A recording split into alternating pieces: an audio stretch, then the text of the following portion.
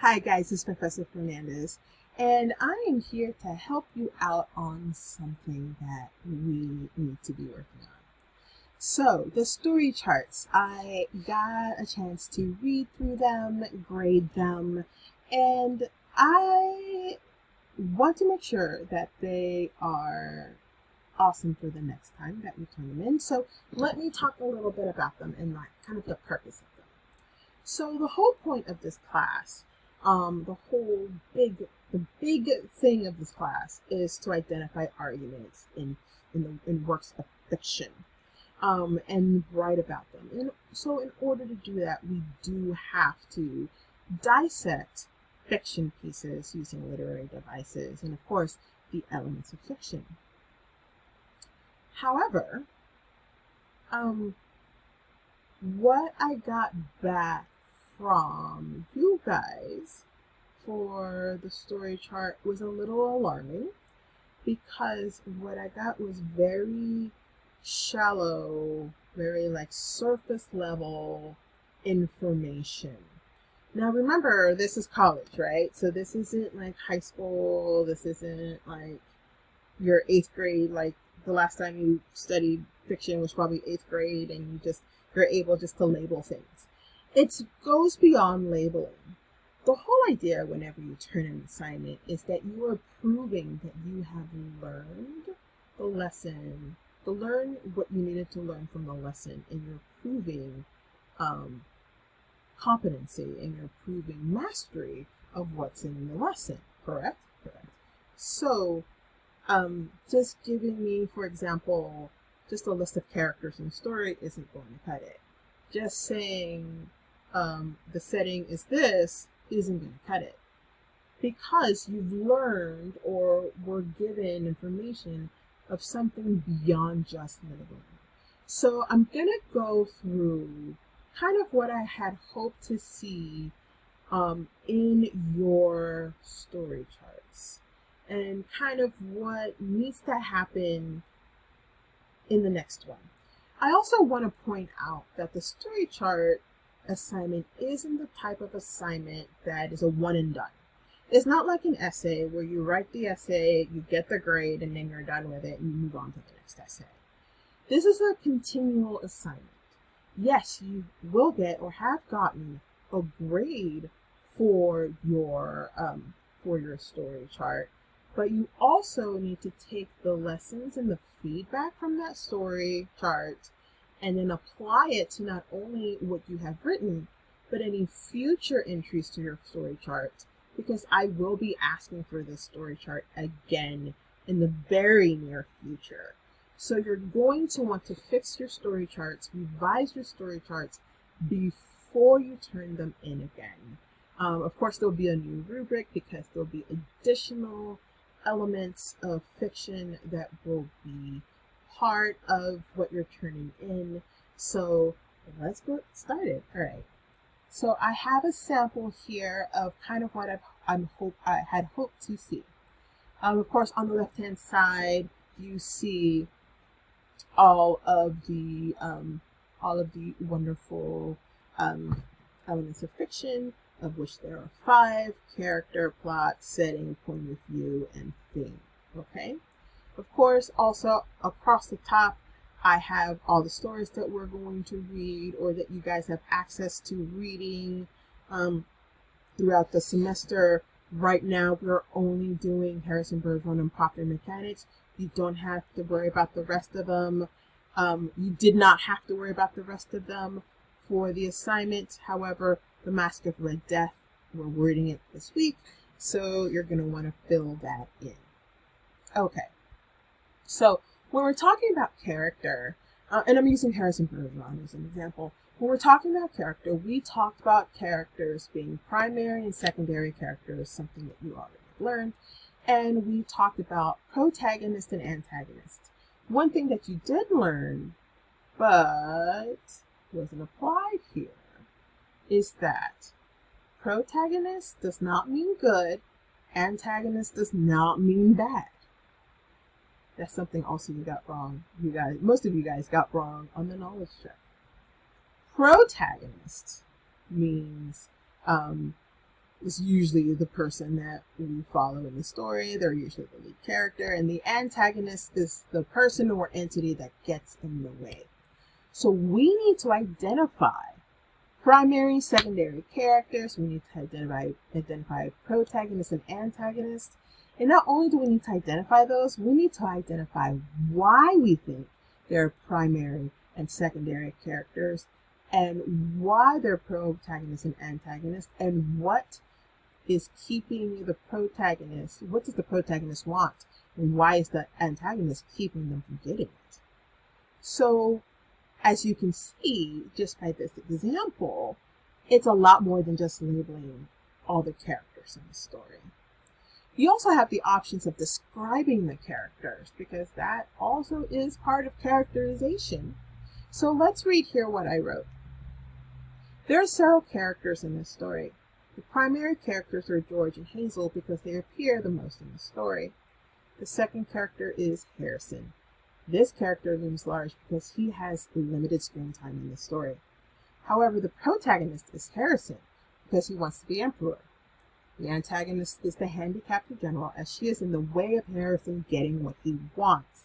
She is backed by a society that wants to keep the handicapped so that everyone remains equal. George is heavily handicapped with hearing and weight handicaps. Hazel isn't, as she is of average intelligence. Now that's just basic, kind of like tells me a bit about, but this is what I'm expecting. This should be basic for you guys. Then you can add more things to this, of course. But what I don't want to see is you just labeling things. Also, what's interesting is who you're labeling primary and secondary, because that tells me a little bit about how you may be interpreting the story. Not saying that there's a right or a wrong. You can say and argue that Harrison is the primary character. The story is actually named after him, so you can make that argument and say that George and Hazel are the secondary character. You can also argue that the handicapped general is the protagonist and Harrison is the antagonist, because Harrison is getting in the way of what the handicapped general wants, which is to keep equality and everybody in the handicaps, right? So don't think that it's cut and dry. Like for something like Popular Mechanics, who is the protagonist and who's the antagonist? Is the mother the protagonist? Is the father the antagonist, or is it vice versa? Or is the baby the protagonist and the parents the antagonist? Your choices tell me a lot about how and what you are thinking about in the story.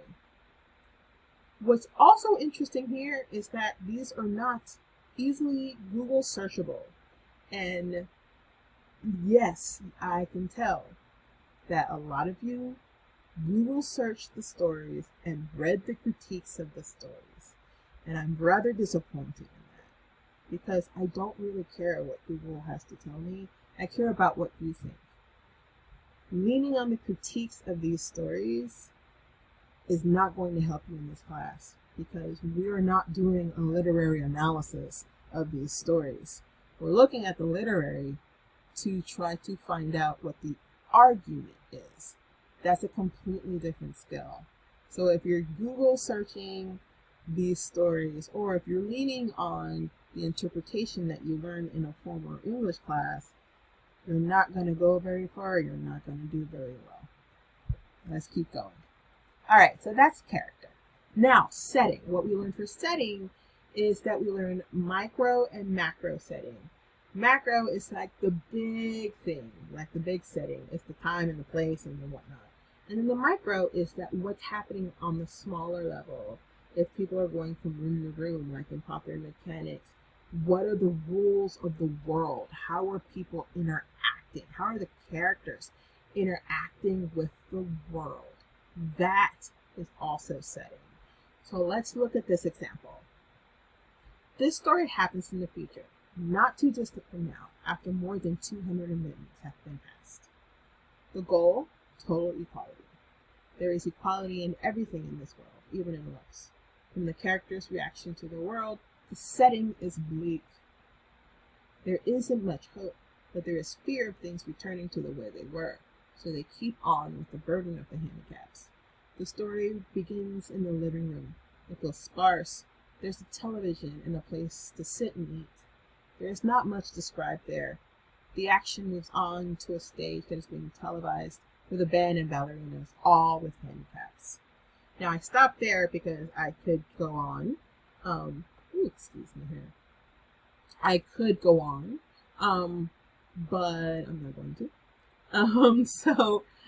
That's just a taste of what you need to be doing in the setting, right? You get the macro, which is it being in the future, the 200 amendments, equality, equality, equality. Then you get the micro, how the setting is bleak based on how everyone is interacting. There is no hope, but there's just a fear of things going back to the way they were, right? That's also setting. The rules of the of what happens if you take off the handicaps, also setting, right? That sets up the world. So I should be seeing this. Now, you were asked to do Harrison Bergeron and Popular Mechanics and to do the character and setting of both of them. Some of you decided to fill in plot and point of view. And I was little disappointed by that as well, because those were basic directions to not do plot and point of view. You were told that you were only going to do setting and characterization and to attempt theme.